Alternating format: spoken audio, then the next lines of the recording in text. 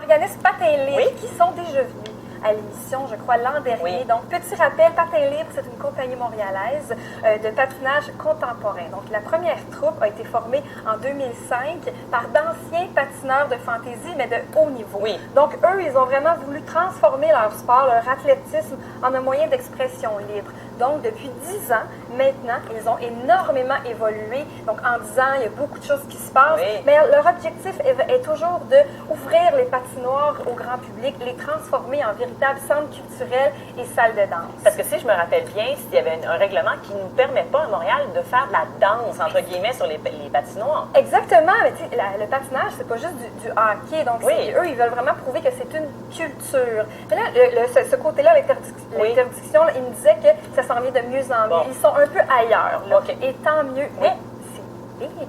Écoute, ils arrivent tout juste d'une série de spectacles à Londres. Oh oui. Ils font partie des programmations des plus grands festivals, des plus grands théâtres du monde. Mais ici, à Montréal, à la maison, c'est quand même encore peu connu. Oui, tout ils à sont fait. très discrets. Donc, quand ils sont ici, ils font vraiment beaucoup d'efforts pour offrir des spectacles, des activités, très souvent gratuitement, pour faire connaître leur approche actuelle du patinage.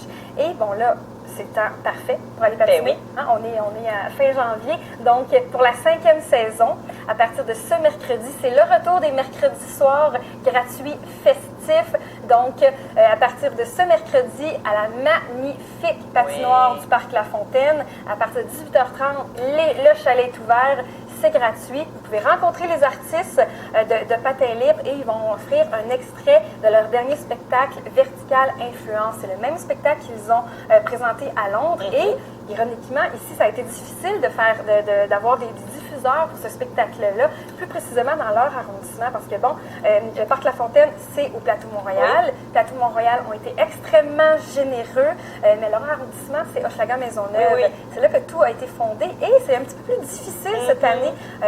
Les réponses pour les sous, c'est un peu long, donc ça reste à suivre. Je vous invite fortement à rester à l'affût de leur site Internet, parce que là, on va avoir toutes leurs nouveautés, leur programmation. Écoute, il y a plus de 16 événements, dont près de la moitié, c'est gratuit. Mais bon, en